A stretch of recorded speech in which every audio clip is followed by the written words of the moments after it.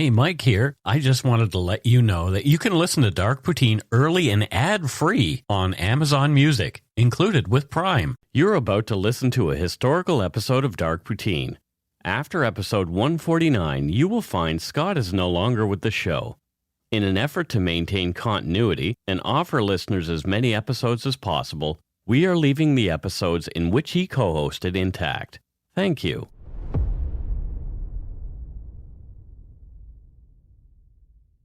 Welcome to Dark Poutine. I'm Mike Brown, creator and host. With me, as usual, is my good friend and co-host, Scott Hemingway. What's cracking, everybody? What's crack-a-lackin', Scott? Oh, not much, man. Chilling, you know. Chilling? Did you have a good week? I did. It's been a lovely week so far. What did you do? Lots of video games. Oh, what are you playing? Far Cry 5. Completed. Oh, that looks good. You completed it? I completed the main mission. Yeah. Oh, you don't play multiplayer much, do you? No, I don't. I'm not much of a online gamer. Are you scared of failing others? I'm afraid of 12-year-olds kicking my ass. That would probably happen. Yeah. It happens to me. Yeah. Go on to GTA and have like some little kids swear at me. I started Destiny 2. Destiny? Yeah, I think it was. And like I was just like I went online. Like I said, okay, well, let me join something. Within minutes, I got a message from somebody in my Xbox just saying like, you should probably try a different game. There you go. Like I couldn't be angry. Like, I was like, fair enough. Fair enough. Well, let's get to it. Dark Poutine is not for the faint of heart or squeamish, as our content contains mature themes, harsh language, and graphic descriptions of violent crimes. Listener discretion is strongly advised. We are not experts on any of the topics we present, although Scott pretends he is. I do. Nor are we professional journalists. We're just two regular Canadians who are interested in the dark side of Canada and Canadian history. The dark side. Yeah, not that there's no Canadian Darth Vader. Well, Stephen Harper, maybe. Hey-o. So put on your toque, grab yourself a double-double and a Nanaimo bar. It's time to scarf down some dark poutine.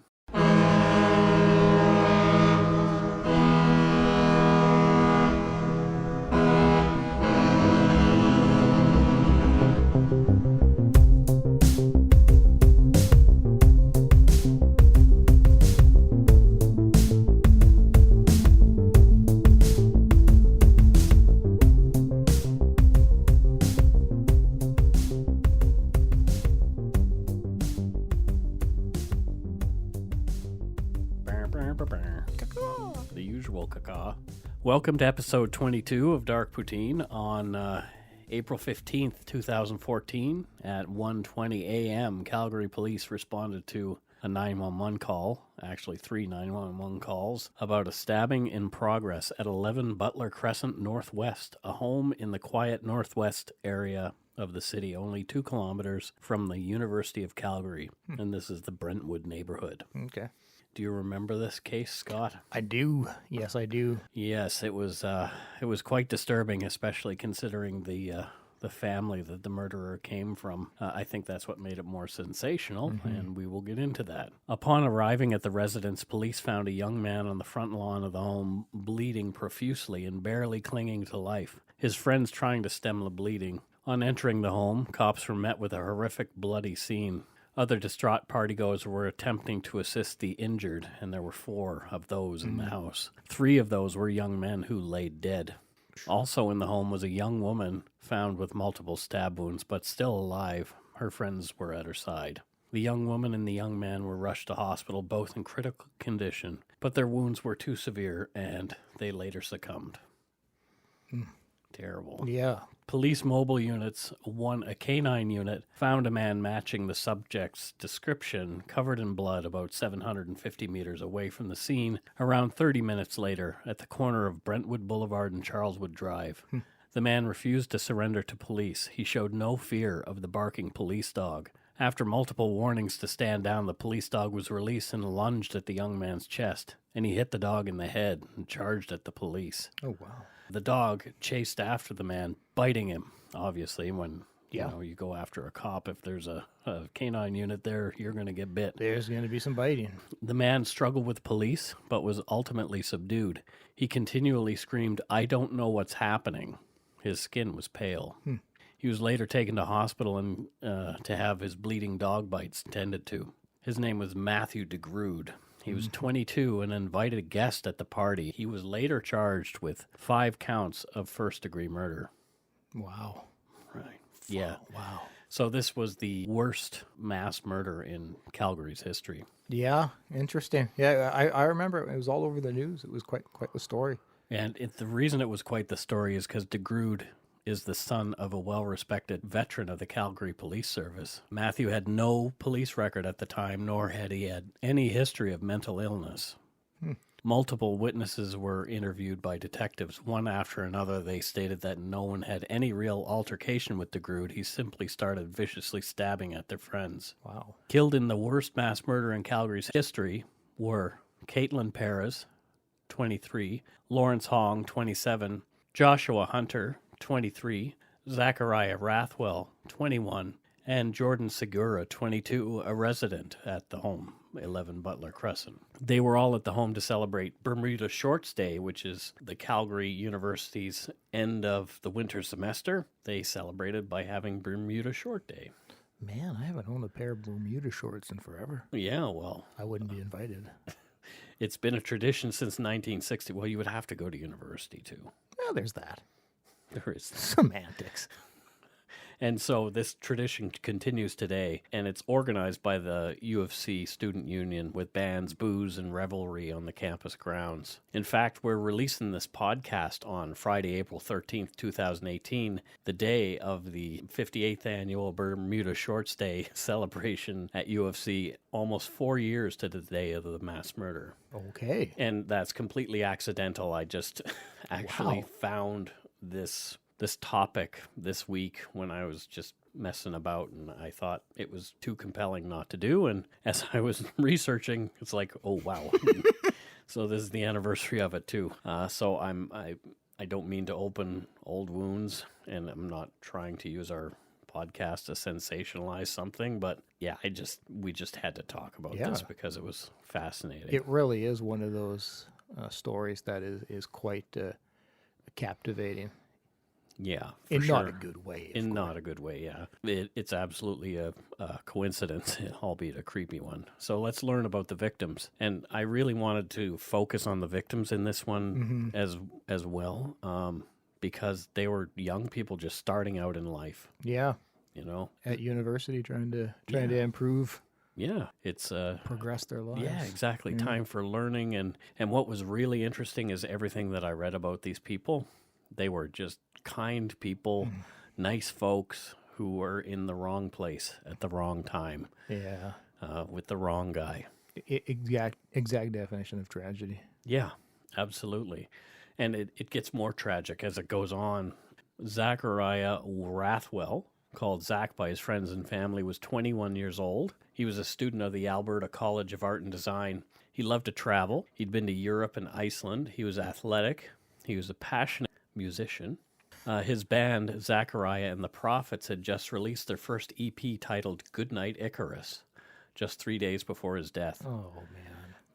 We'll link to their EP on Bandcamp in the show notes, where you can hear songs like Sick Days and High Hopes. According to all accounts, Zach was a good kid, and he'd even received his Chief Scout Award during his time with the 18th Scout Troop in Calgary. I'm already sad. Yeah. At Zach's funeral, his younger brother said, "My brother ripped on me a lot, but was so proud of me, and I'm going to make him proud every day for the rest of my life." Oh, that is... Yeah, this that one's is a heavy hard. one. Yeah. Joshua Hunter, 23, he was known for his kindness. He just finished his second year at University of Calgary's Haskayne School of Business. He was planning to major in accounting. Most of all, Josh loved music and took pride in his role as the drummer in Zachariah and the Prophets. The backbone of the band is the drummer, right? Sure, that's what drummers think.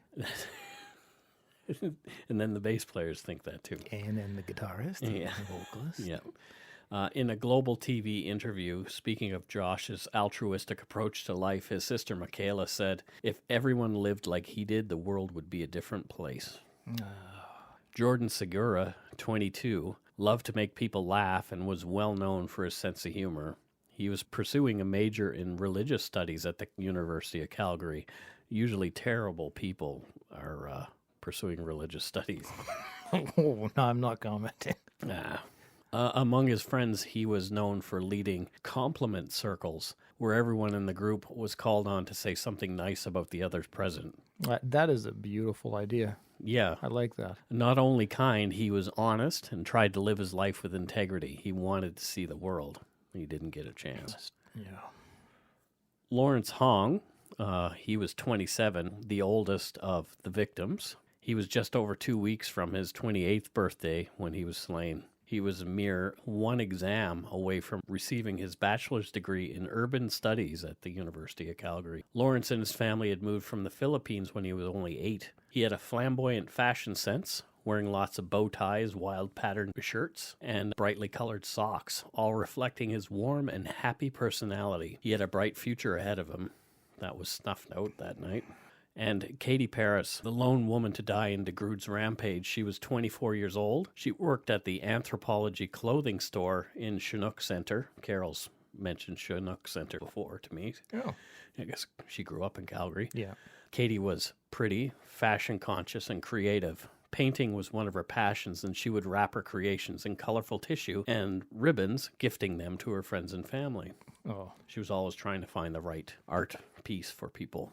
I love creative people like that. Yeah, me too. Katie was attending Mount Royal University, but not doing as well as she would like as an English major. She also loved to dance and wanted to teach others to dance as well. At some point, she wanted to open her own dance studio. Beautiful. From Calgary Herald, a friend of Katie said, "Live your life with love and joy and find what makes you happy," because that's what Katie did. Always follow your own spirit. Yeah, these really sound like just spectacular people. Yeah, so how did this happen? Matthew de Grood had not shown any real signs that he was capable of such horrible acts. At the time of the murders, Matthew was living with his mother, Susan de Grood, and his father, Douglas de Grood, and his 23-year-old sister in southwest Calgary. They were a stable family. His dad was a cop. When Matthew was in grade 11, in 2008, he started using drugs with some of the other kids. He was using cocaine and ecstasy.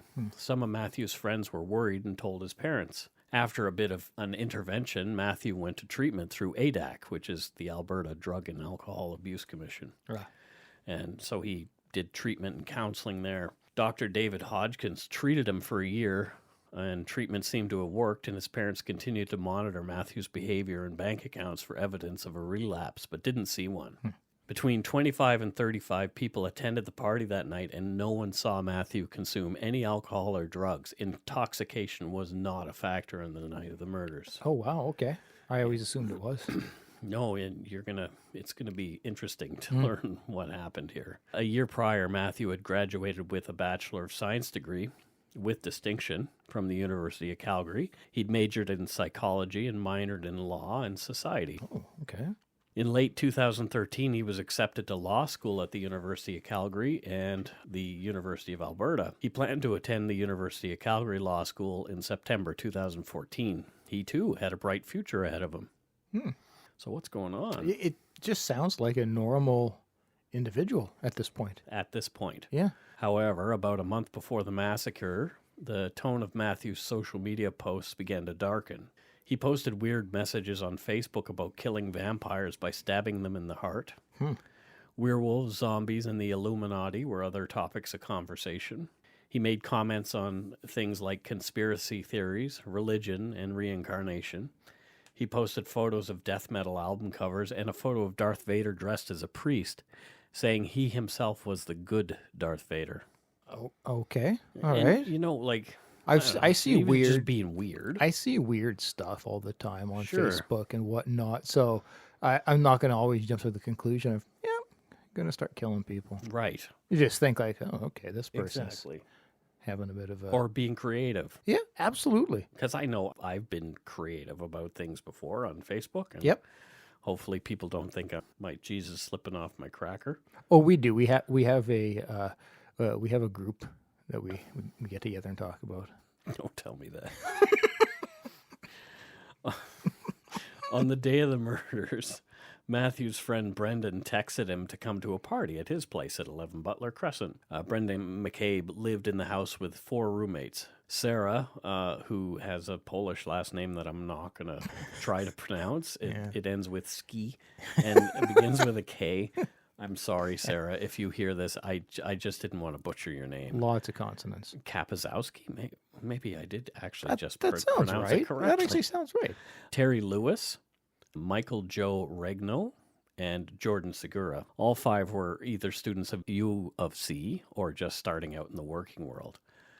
I keep thinking you're saying UFC. U of C, the University of Calgary. Yeah. Not UFC. I prefer the UFC. They are not. Well, actually, a lot of students of the UFC.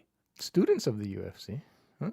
WWE, I was thinking. Oh, I got those 2 things mixed up. Don't do that. in my head. Why not? Brock Lesnar. Yeah, he's coming back. Great. Yeah. Matthew de Grood had to work a shift at Safeway the night of the murders. He was employed there in the produce department, and he was scheduled to work between 2:30 and 11 p.m. But he would come to the party afterward. It would still be going for sure. Matthew's supervisor noticed he was acting strangely at work. Between 5:51 p.m. and 6:38 p.m., Matthew sent a number of text messages to his mother, including the following. In Frankenstein, Victor Frankenstein never kills anyone, so he has nothing to fear. And he doesn't care about money. Look up my Chinese astrology, Book of Revelations. I'm descended from Pontius Pilate and Hitler. One in the same. Hot Fuzz, the movie, is the real story. And these are texts to his mom. She must have been so... Well, I mean, not knowing their relationship, maybe he's always a bit bizarre in his messages, but like that, those to me sound like if I were to receive those from my family members, I'd be like, what is going on? Yeah. Between 6:28 and 6:36, Matthew sent a number of text messages to his father, and they said, I am definitely your son. Uranus and Leo and Metal Goat. It's all there. All literature tells the same story. Look up the Rothschilds. Illuminati. Tupac reincarnation, 7-day theory. Is there such a thing? Oh, I've never heard of it, but I'm sure there is. Okay. Mary doesn't have to die this time. Operation Mindcrime to American Soldier. Wow. Just read it. Wow. Operation Mindcrime is a Queensryche album. Is it? Okay. Yeah. It's actually quite a good concept album. Mm-hmm. Okay. Check it out. Yeah. Yeah, very bizarre, Wow. right? Like Yeah. There's not a lot of... There's no real thread there other than conspiracy. And, Yeah, they're just very, each one seems to stand on its own and equally bizarre. Yeah. Both of his parents, obviously, expressed their concern in replies to Matthew's texts. He wrote back that they should call John Ellard or Kibium Lee. Both were professors in the Department of Psychology at the University of Calgary. Okay. Weird. Yeah. At 7:51, Matthew purchased a 3-bulb pack of garlic at Safeway, stuffing them into his pockets. He posted a final message on Facebook. Dread and the Fugitive Mind. The world needs a hero. That's a Megadeth song and album title. Oh, okay. And again, Megadeth, interestingly, played a role in the Moncton Didn't massacres. it? Yeah. Another song. Yeah. And so notable lyrics from Dread and the Fugitive Mind are, what if I do get caught? What if there is no judgment? If I'm right, I lose nothing. If you're right, I lose it all. I ought to get caught because I'm doing something wicked. I'm guilty, haunted by my fear, and the only consequences are dread and the fugitive mind. Okay. Yeah. Interesting. Yeah. Well, I tend to think that I'm not a believer in music and movies and stuff influencing people. I think it's you find what the stuff that is going to match your thoughts. Yep. Yeah, I definitely don't think that Megadeth is controlling his mind. No. But it's man, you really get some insight into people through things like that. At 8:29 p.m., Matthew bought a bottle of garlic vitamins at the cashier. He also took $500 cash from the ATM. Okay. Matthew left work at 8:31, leaving his car in the Safeway parking lot, and he walked to the Crowfoot C train station. So it's light rail in Calgary. Yeah. Yeah. And so he left work early. Left work early. Yeah. He traveled by train to Brentwood station, still wearing his work uniform, a green smock from the produce department. Okay.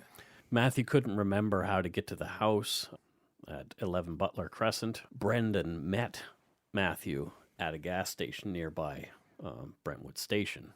Matthew handed Brendan a clove of garlic and told him he was going to need it later. Wow. Brendan jokingly asked Matthew if he was worried about vampires, and Grood responded seriously that he was, because they are real. Matthew also gave Brendan a long knife with a white handle and a brown leather sheath. Brendan assumed Matthew had been using it for his job at Safeway. Yeah. As Brendan and Matthew walked the 6 minutes to Brendan's place, Matthew spoke of crazy theories. He was talking about how President Barack Obama is the Antichrist and finding hidden messages and hidden meanings in songs and the Matrix films. Okay. He said he believed the world would end at midnight when the blood moon rose. At 10 p.m., the assistant manager of Safeway noticed Matthew was missing. This was odd, as he'd never left his shift early before, especially without telling anybody. Yeah. At 10:12 p.m., the assistant manager texted Matthew and asked if he was still at Safeway. He texted back, "Trust that I never hurt anyone. All will be known." And finally, he texted simply the number 5. Oh. That number would have some significance by the end of the night, for sure. Yeah. 5 victims. Exactly. Interesting, right? So it leads me to believe, and I'm sure you'll get into it, but that he was intending for those 5. He knew. I don't know. That thinking kind of doesn't follow, which is weird. Oh, wow. Okay. Yeah. At approximately 10:15, Daniel, another longtime friend of Matthew's, sat down beside him on the couch, and Matthew started talking quickly about a number of odd topics. He said that Barack Obama was the bad Darth Vader, and he was a good Darth Vader. Well, that's not how the movie works, but okay. Yeah, he made references to theories he had about musicians and album covers, and he made several comments about vampires. He said at midnight it would be the, quote, end of days because of the blood moon or the lunar eclipse. Daniel and Matthew went for a walk around the block. It sounds like Daniel was actually concerned. Yeah. And Matthew seemed very agitated and continued to rattle off more crazy theories. He ate a clove of garlic. Okay. And offered garlic to Daniel, saying it was to ward off vampires and keep him protected at the end of the world. Oh, okay. Yeah. That's not normal. You see, as we go, this guy is clearly having some sort of event. Yeah, I'm wondering what. It sounds like it was progressive over the last month from what we're going over here. Yep. But then it really slipped that day. And I'm curious as to what. There's typically a trigger. Well, there was actually like a blood moon or a lunar eclipse that night. Maybe he was obsessed with that. Yeah. Yep. Could be. Yeah. Yeah. He was obsessed that the world was going to end at midnight, for sure. Daniel noted that Matthew had a box cutter in his uniform. He didn't do anything other than notice it at that point. Yeah. After they returned to the house, Matthew put a pair of blue medical latex gloves on his hands. Oh, God. Okay. He said they were to hide his fingerprints in case he had to kill somebody at the end of the world. Okay. Daniel noted that if it really was the end of the world, there was no need to hide fingerprints. Well, fair enough. Yeah. But, do these guys think that he's joking? What how are you taking that? I think when you've known somebody for a healthy amount of time, like 6 months to a year or longer, especially, you can easily start to justify these things because they don't fit the normal behavior for that person. So you kind of can start to well, I guess he's had something or he's taken something or he's starting to slip. But you really don't think, okay, well, this friend who I've been hanging out with for a long time, I think he's about to kill us. Yeah. You're going to try to justify it as he's starting to crack, but he won't do anything. Matthew said that it made him more comfortable to leave the gloves on. And if people asked questions about the gloves, he would just put his hands in his pockets. Someone saw him washing his hands while still wearing the gloves at some point in the evening. Okay. Just before midnight, Matthew, Brendan, and a few others climbed onto the roof of the garage to talk. Matthew told Brendan that it was just going to be the end of the world at midnight. Okay? Mm-hmm. The moon was going to turn red and purification would occur. And Matthew was not a normally religious person, and talking about jihad and purification was kind of not the norm for him. Yeah. But that's what he was chatting about. Daniel took Brendan aside and told him about Matthew's box cutter, and they shared concerns about his weird behavior. So, okay, they're starting to catch on. Yep. Brendan asked Matthew for the box cutter so that he could put it in his bedroom. Matthew was adamant that he keep it, saying it was for his protection. Okay, fair enough. Yep. Protection from what? Matthew confided in Brendan that his parents thought he was going nuts and wanted him to seek help and go on meds. Okay, well, I think that's probably also a key to what's been happening. Well, yeah, and triggers and whatnot, because I'm not if crazy, you're if you're paranoid and you think somebody's trying to tell you you're not, that's only going to more agitate like you. the suicidal tendencies song. Institution. Institutionalized, yeah. The party was dying down a bit around 12:30.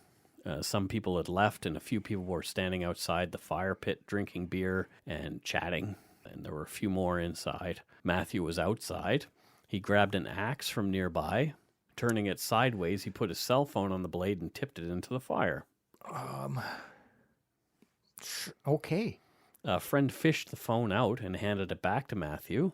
He just put it down on the ground and smashed it to bits with the head of the axe. Oh my goodness, these poor these poor folks, because you're really kind of imagine witnessing this, being there, and you're seeing somebody, like, you're not necessarily going to think he's going to kill you, but you're watching somebody breaking.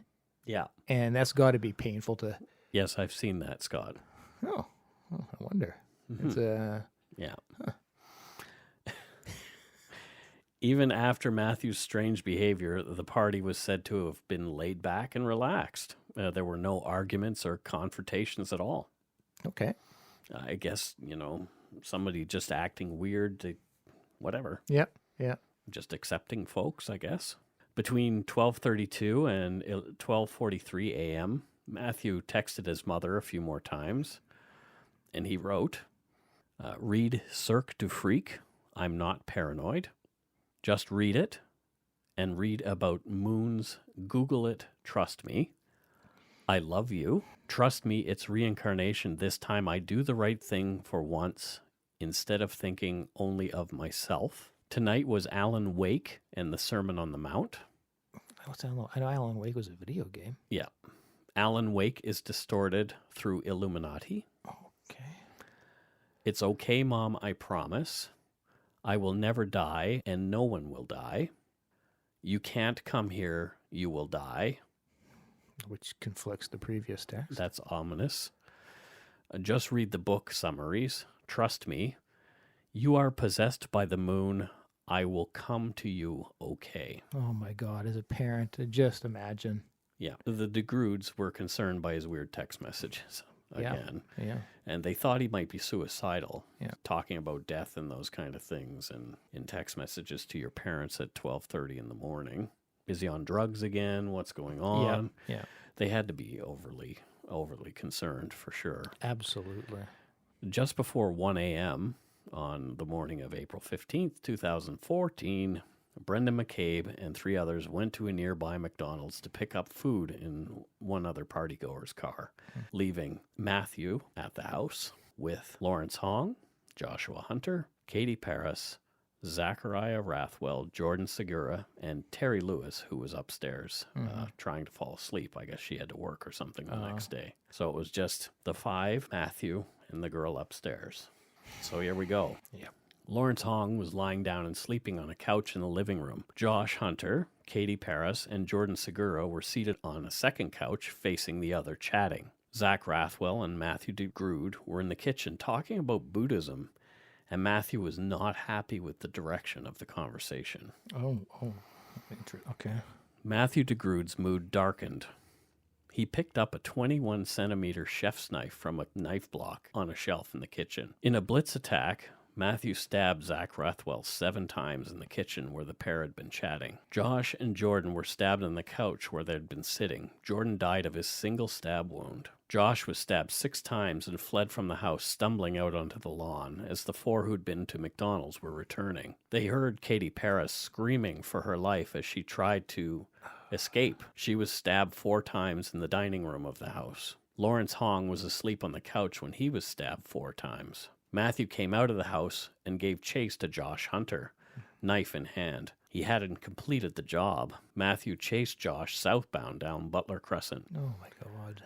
Brendan chased after Matthew and caught up with him about 150 meters from the house, giving Josh time to stumble back to 11 Butler and collapse on the lawn where he was later found by the police. Oh. Matthew was holding the knife above his head with the blade pointed downward. Brendan somehow convinced Matthew to give up the bloody knife. Prior to taking off running again toward Brentwood Boulevard, Matthew told Brendan that it was the night of the long knives, possibly referring to a purge that took place in Nazi Germany from June 30th to July 2nd, 1934. This is when Nazis carried out political executions intended to solidify Adolf Hitler's ultimate hold on power in Germany. Well, he was making comparisons to Hitler. Yeah. Spawn of or whatever it was. Brendan threw the knife aside and chased after Matthew for about 200 meters until he caught up to him again. Brendan grabbed Matthew and told him to calm down and come back to the house. I mean, what else are you going to do? Yeah. Yeah. Matthew struggled to get away and in the process wiped his hands on Brendan's, telling him that they were now blood brothers. Matthew warned Brendan to stay out of his way or he would be next. Good God. Matthew put his hand into the pocket of his work smock, and remembering the box cutter, Brendan let Matthew go. Oh, yeah, yeah. Matthew ran off eastbound down Brentwood Boulevard, and Brendan watched him go for a bit and then took off running back toward his house, dreading what he would find there. Oh, man. Terry Lewis, who had been in bed when the murders occurred, heard a man's voice yelling words to the effect of, "It's okay, it's cool, dude, calm down." I think that might have been Zachariah talking to Matthew before he was stabbed. Yeah. I was trying to figure out in what context would somebody be saying that, but that makes sense. Yeah. She then phoned 911 when the ruckus began. Going downstairs, Terry found her friends bleeding. Oh, my God.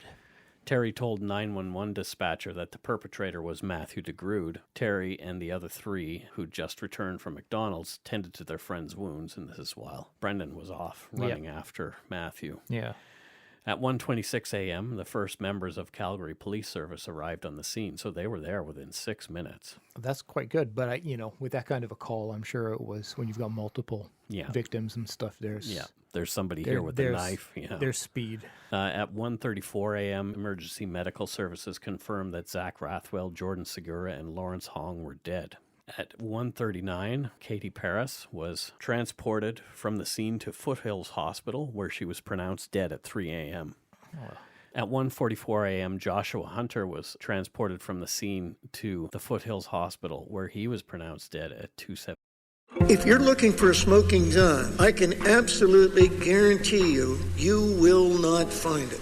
In October 2001, a series of letters filled with a deadly powder called anthrax were dropped into the U.S. mail system. What started as an unprecedented case turned into an unsettling mystery. Who sent these deadly letters, and why? From Campside Media and Sony Music Entertainment, I'm Josh Dean, and this is Cover Up Season 4, The Anthrax Threat, available now. 17 a.m. The media got a hold of the story quickly. Someone had even taken a photo of Matthew being loaded into an ambulance after his arrest. Yeah, I think I remember that. Yeah, I have a copy of it. I'll post some photos to go along with this episode because there's a lot that happened recently. So yeah. It had taken 3 large police officers and a 90-pound police dog to gain control of the 140-pound young man. One police officer said that he fought with almost superhuman strength. Oh, yeah. One of the officers said it seemed as though Matthew was levitating off the ground. Oh, wow. Matthew's behavior after his arrest was extremely bizarre. While patting Matthew down, police found he had a bloody latex glove in his pocket, and a mesh bag with a clove of garlic was found in his sock. He told police that the garlic was to keep vampires away. Yep. After emergency medical services attended, and before they placed him in the ambulance, Matthew said, "I was just trying to kill them before they killed me." Yeah, completely the mind of somebody paranoid.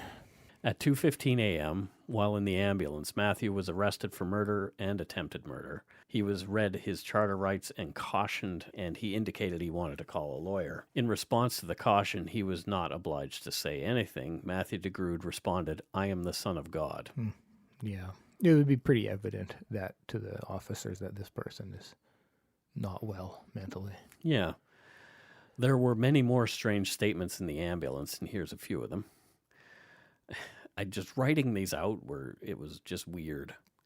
"I'm waging war on a spiritual plane. It's between the sun and moon, Anubis, if you know." And Anubis is the god of death in Egypt. Okay. I had no idea. He was the jackal-headed god that would weigh your heart to see if you'd lived a pure life Oh, wow. against the feather of truth. Wow. Okay. Yeah. Wow. So I wonder if I would pass. Well, I wonder if any of us would. Right. And then he said, "I was born in an incubator and I'm an alien. Wow. I don't believe Hitler killed anyone and was framed. What I did may seem atrocious, but I was killing Medusas and werewolves. Oh, my God. It's a lunar eclipse. It was supposed to be the night of the long knives, a prophecy from the book of Revelations." I mean, none of those make any sense at all. No. After arriving at Rocky View Hospital, he continued talking. "I'm sorry for framing Charles Manson." So he was 22 at the time. He wasn't even born when Charles Manson was doing his thing in 1969. Yeah. He also said, "I didn't enjoy killing at all. I'm sorry, but the Son of God was controlling me." The taller guy who looked like a werewolf was going to kill. So Zachariah had long hair. Okay. A knife block was there, and so I thought he was going to kill me first, so I did what I had to do. I wanted to be sober tonight, so it wasn't a Ted Bundy thing, blaming it on alcohol. This guy at work stole a bunch of knives and may be traveling around the world killing children. I thought war was going to wage, and I had the knife because I thought I was going to have to cut up the bodies. Oh, my God. Imagine hearing this. Yeah, like these are probably not only police officers, but doctors and nurses and other patients maybe hearing this kind of thing too. Yeah. When asked specifically about the murders, Matthew said, "So far as I know, what happened was, will it still be murder if I was defending myself? Because he was really bothering me. So what happened was, the big tall guy, we were talking about Buddhist philosophies, that we were all going to die, so just have fun, have sex, etc. He obviously disagreed with me and was towering over me, so I asked him to give me some space. We were walking toward the knife block, so I decided to shoot first because I didn't know what he was going to do, so I stabbed him. Then the people on the couch saw, and they obviously started freaking out, so I killed them from left to right as quickly as I could. The girl ran into the corner, so I went and stabbed her. I said, 'I'm sorry I have to do this.' Then the guy from the kitchen wasn't dead, so I had to hunt him down. But then I just left." Wow. You get a lot of insight into this guy's mind. It's pretty intense. Yeah, there was a lot of information to find Yeah. about this, and it was, I mean, things are public record because it's court documents that I was using. And I don't typically have empathy at all for killers, but Yeah, this one's a tough one. This is one where you can clearly see he's insane. Yeah. Like his mind is not functioning properly. He's thinking that these things he is saying are factual. Mm-hmm. Doctors determined that Matthew de Grood was having a psychotic episode and decided to hold him for further observation. And the story blew up when Matthew de Grood's identity was revealed, especially as his father was a tenured and respected City of Calgary police officer. Yeah, that will garner much attention. Yeah. Calgary mourned, and 5 families buried their dead children. literally cut down as their adult lives were beginning. The city of Calgary lowered its flags outside its offices to honor the victims and announced the flags would stay at half-mast until sunset on the day of the last funeral. Matthew's attorney told the courts that Matthew was pleading not guilty as he was not criminally responsible at the time of the murders. Matthew was treated with the antipsychotic medication risperidone, and he responded well, supporting the presence of a psychotic illness. Yeah. Matthew chose trial by judge, and just over 2 years after the murders, his trial began. He'd been either in remand or in the hospital the whole time. Matthew had been assessed by 3 expert medical witnesses, Dr. Alberto Choi, a forensic psychiatrist at Alberta Hospital, Edmonton, Dr. Lenka Zedkova, forensic psychiatrist at Alberta Hospital in Edmonton, and Dr. Andrew Hagg, a forensic psychologist at the same hospital. Matthew had told Dr. Zedkova about his discussion with Zach Rathwell, who, according to Matthew, said to him at one point, "You can die before I do." Matthew believed that was a reference to the end of the world and said that he felt threatened by the statement and soon heard a male voice he believed that to be of the sun god saying, "Kill them all before they kill you." Matthew knew then that he had to defend himself because he was about to be killed. Matthew told the doctor that while stabbing the 5 people, he was acting in self-defense. Although the experts didn't agree on all points, they agreed that Matthew was suffering a psychotic break from reality during the commission of his crimes. Yeah. On May 25th, 2016, Honorable Mr. Justice Eric F. Macklin handed down his decision, and here's what he said. "I find on balance of probabilities that at the time he caused their deaths, Matthew Grood was suffering from a mental disorder that rendered him incapable of appreciating or knowing that his actions were wrong. Therefore, and in accordance with Section 672.34 of the Criminal Code, I find that Matthew Douglas Grood committed the acts that resulted in the deaths of these 5 individuals, but he is not criminally responsible for those deaths on account of mental disorder."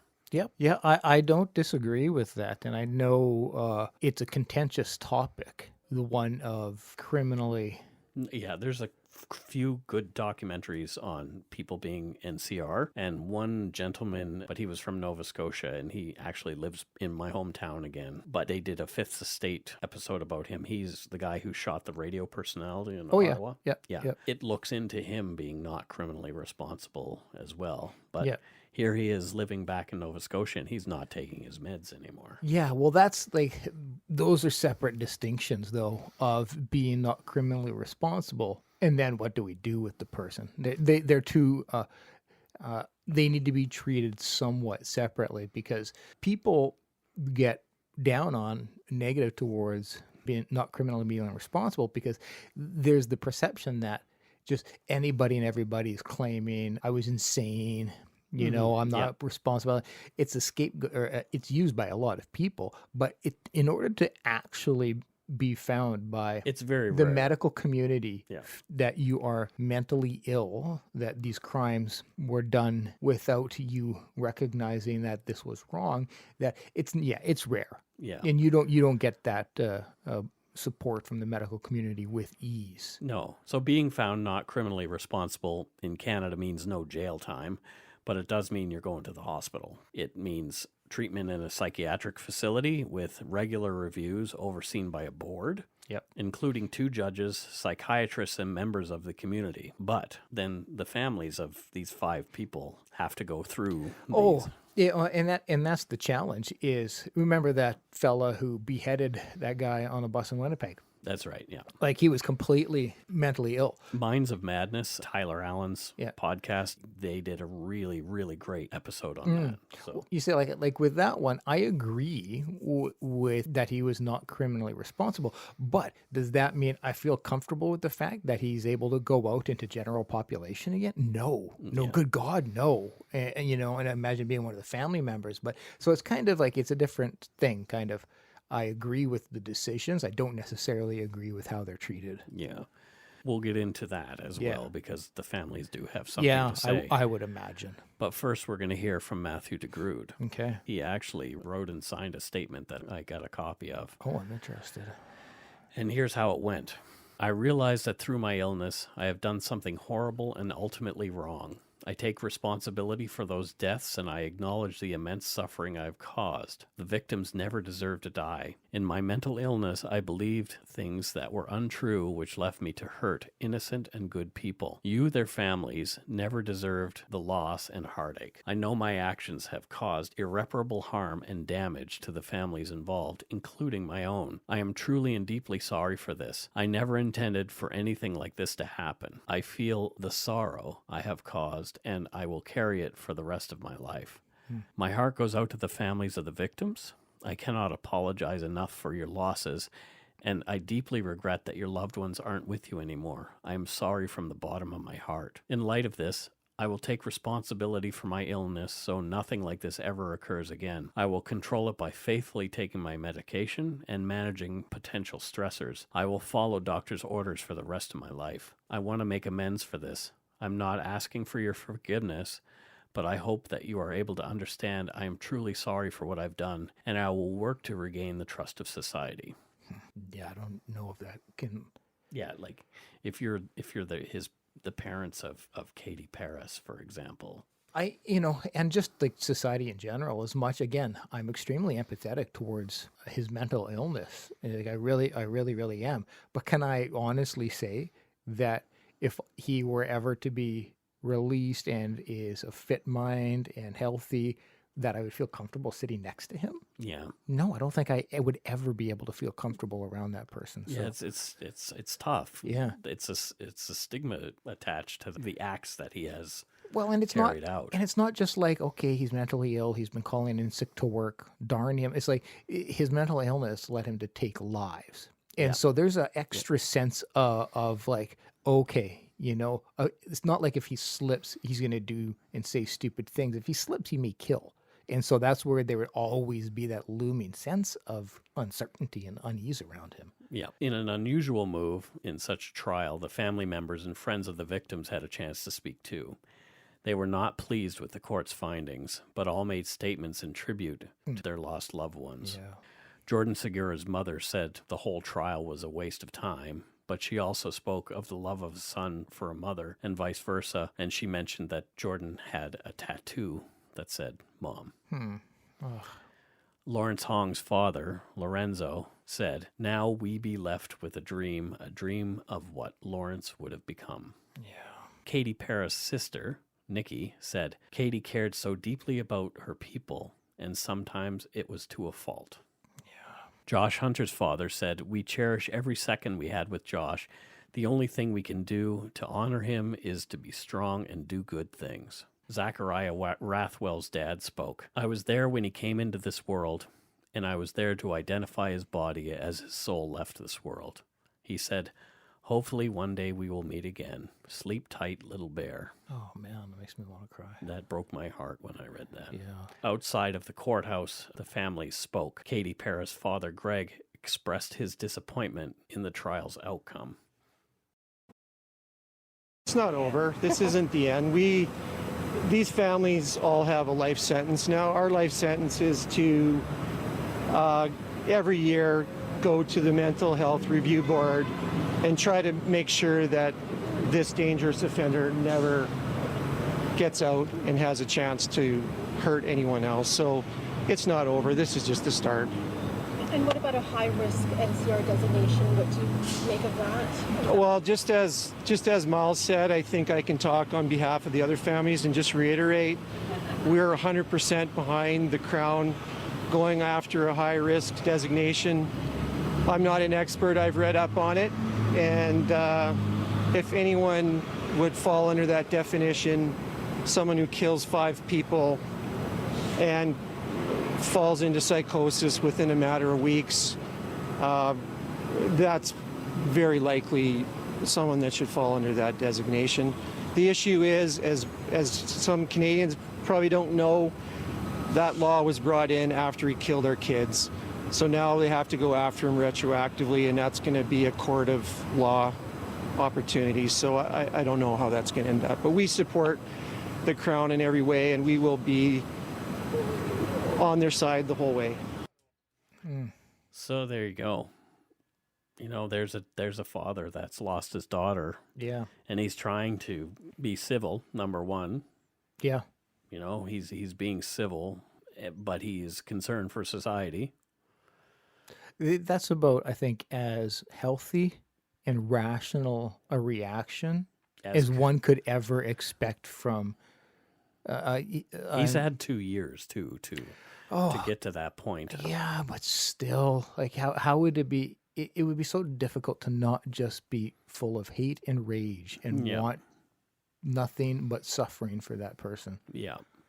I mean, he did talk about a high-risk offender designation Yeah. for Matthew de Grood, which didn't happen, It didn't. unfortunately, Oh, no. because, like he mentioned, the law was brought in after. So, Yeah. and what the high-risk designation does is it prevents these offenders who are found NCR or not criminally responsible. Yeah. It gives a broader amount of time between reviews. They aren't as regular. Yeah.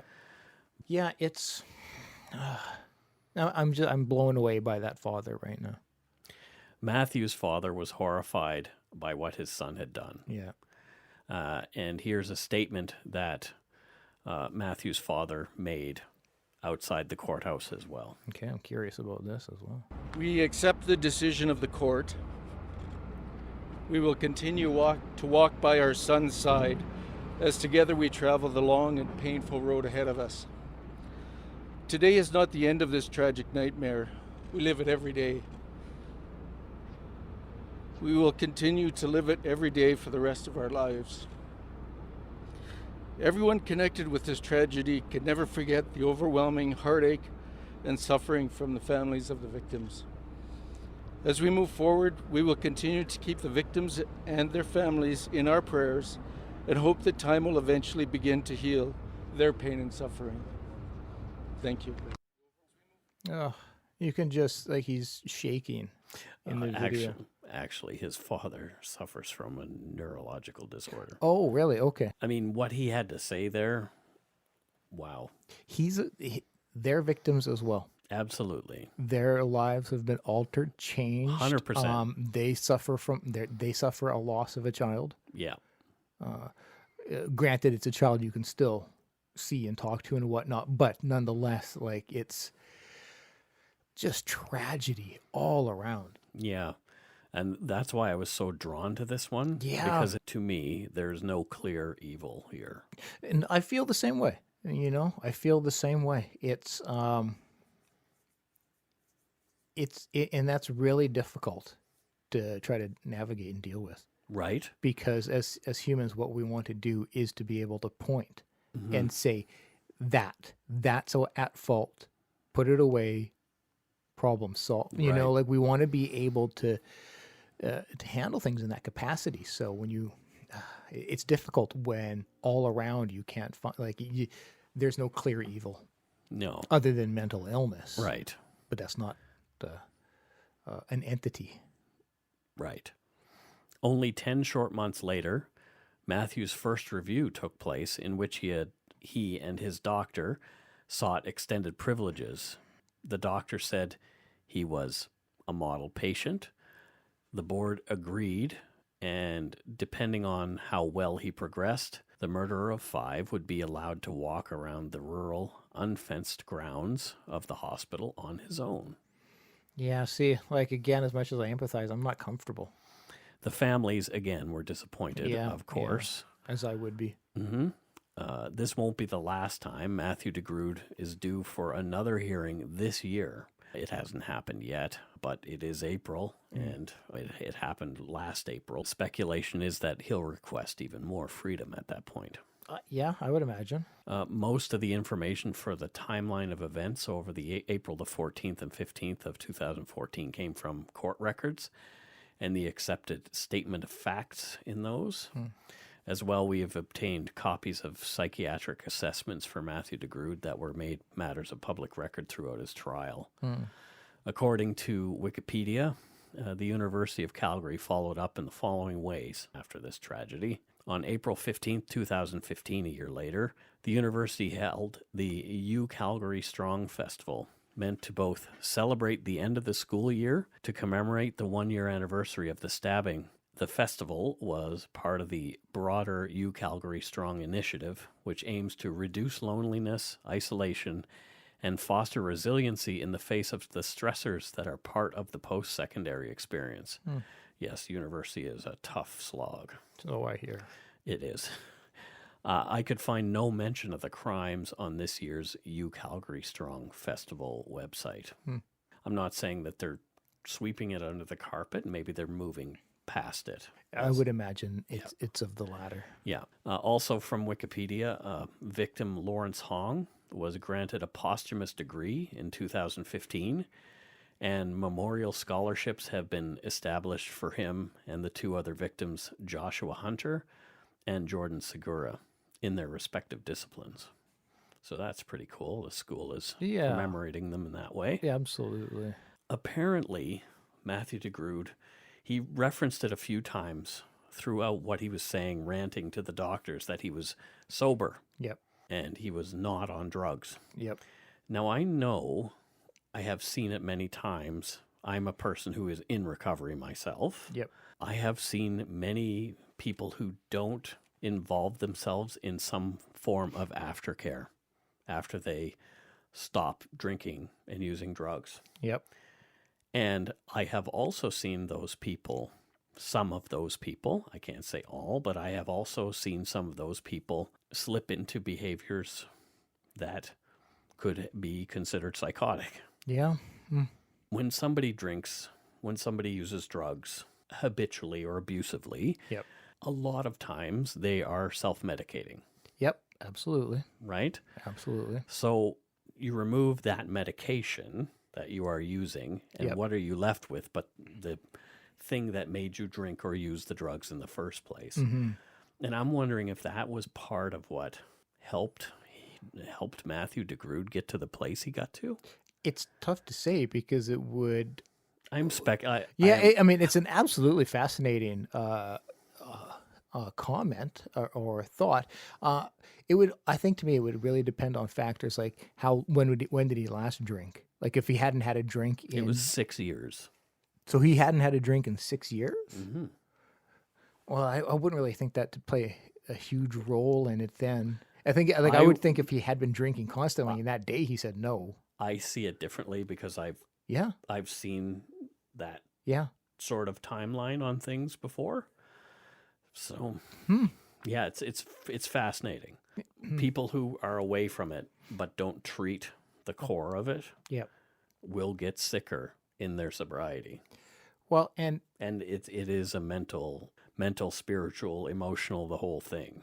Yeah, and and just in regards to, as we were talking about earlier, being deemed not criminally responsible, then once you get, my concern about is treatment after, because I fully believe that one can, with the proper medications and proper therapies,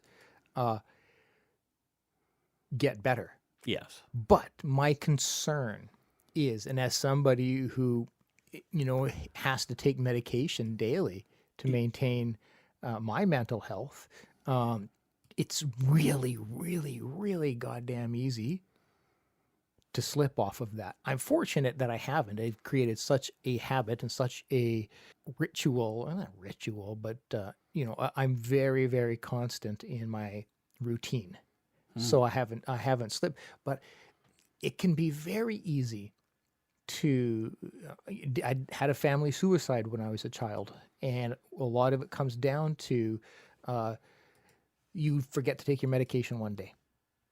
Right. And come the next day, you realize, and you're like, oh, but you know what? I'm feeling okay. Well, maybe I don't need these. Well, let me try another day, see how I feel. And you don't take it for another day. I'm sure there's some withdrawal in there, but mentally, you're like, I actually feel. Yeah, absolutely. And then you're like, well, I'm going to try it a week. And then you try it a week, and you feel great. And that becomes normal. And then you do it 2 weeks. Now it's a month, and you think you're like, you know what? I think I'm better. I don't think I need these things anymore. And then mental illness isn't a toggle switch that, then the very next day you're like, oh, I'm crazy again. It's slow. It builds slowly, and so you can't necessarily identify it. And so it's very easy to slip back into that old place you were in, because it's very easy to get off of meds. And that's where my concern is always not, is this person legitimately better? I'm sure that they can become legitimately better. That's not my concern.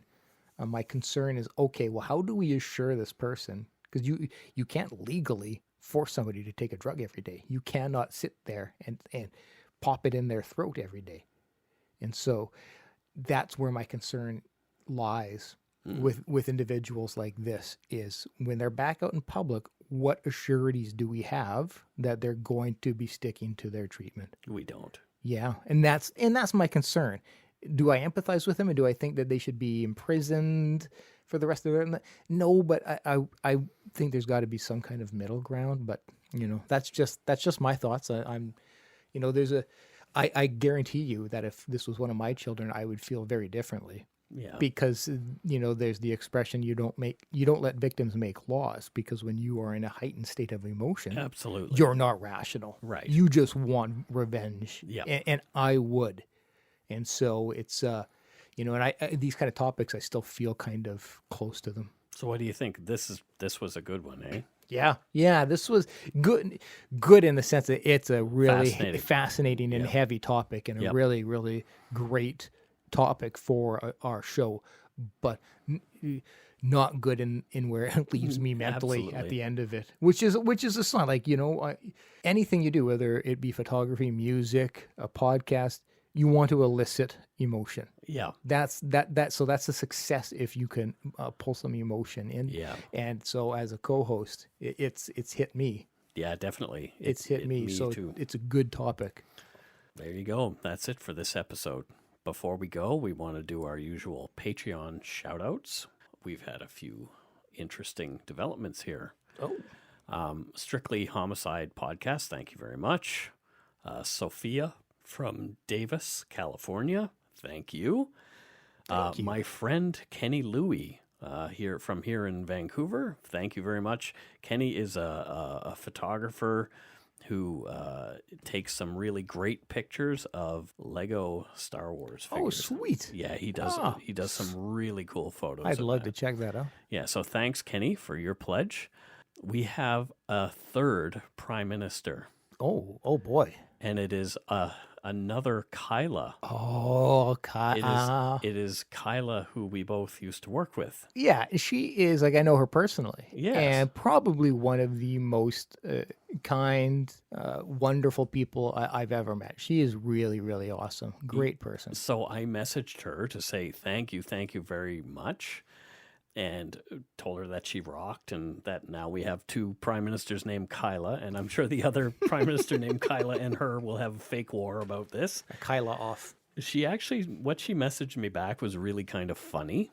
Well, she's hilarious. Yes. And she said, "I'm sorry it took me so long. I recently had to cancel my MeUndies subscription temporarily. Holy customs charges, Batman. And I thought, why the hell am I not contributing to Dark Poutine? So I rectified it." Well, thank you, Kyla, so much. She also says that we're going places in no time at all, and this will just be the tiniest drop of gravy in your gravy bucket. Hold on to your cheese curds. Oh, Kyla, you're way too kind. That is awesome. You're way too kind. In fact, Kyla's kind of the one who got me into podcasts. Through chatting with her. Oh, really? She was the one who kind of directed me towards, because we were talking about true crime and stuff, and she's the one who really directed me towards Sword and Scale, which is... You'd think you would try harder. No, why? you know me.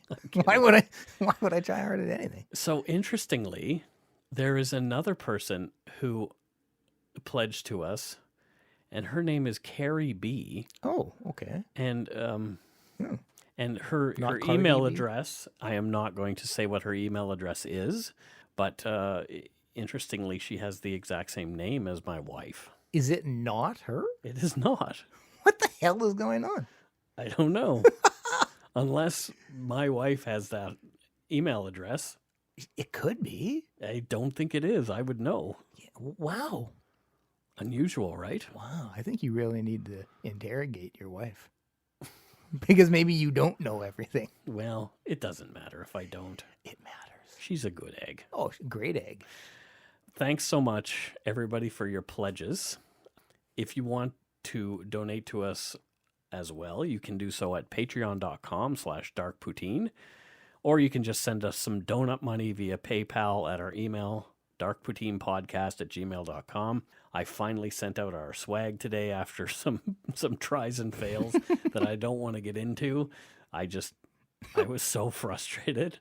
I looked at the guy at the post office last week when he told me how much stuff was going to cost, and I told him he was effing ridiculous.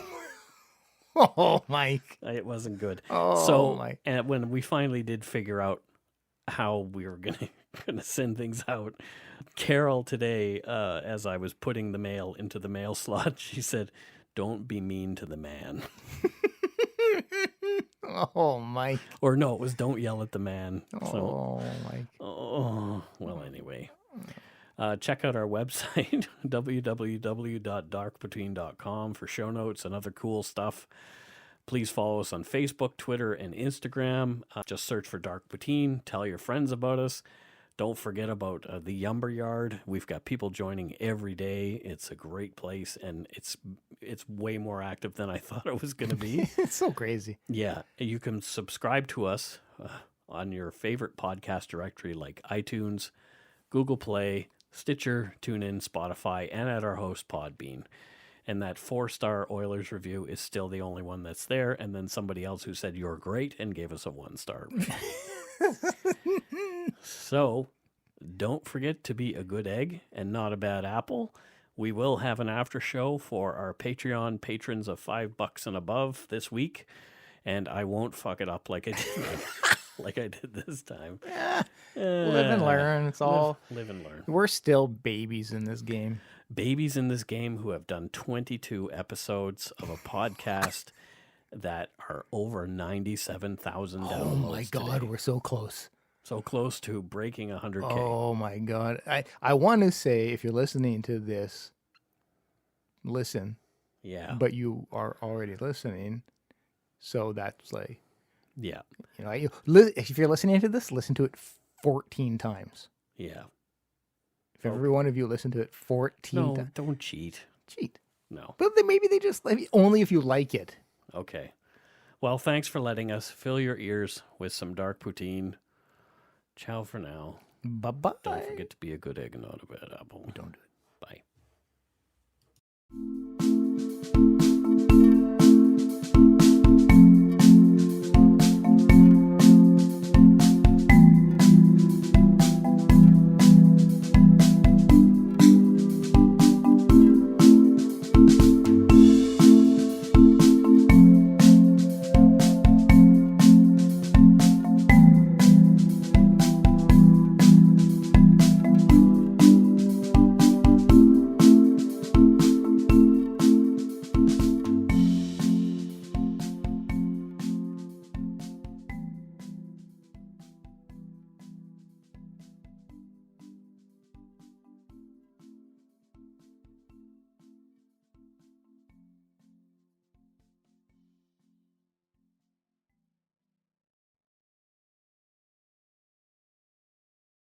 Hi, it's Shauna, and I might be a bad parent because my kids think French fries are vegetables. Hey, it's Ryan, and I might be a bad parent because I went out for wings when my wife was in the hospital after giving birth. Johnny here. I might be a bad parent because in my house, the tooth fairy gives pocket change. But we're not alone. Len emailed us and said his 6-year-old daughter's Tarzan moment going from love seat to lazy boy by curtains made him more proud than any dance recital. And Andy left his 2-year-old at the rink. All right, guys, I'm sure we're not alone. Like Andy's kid.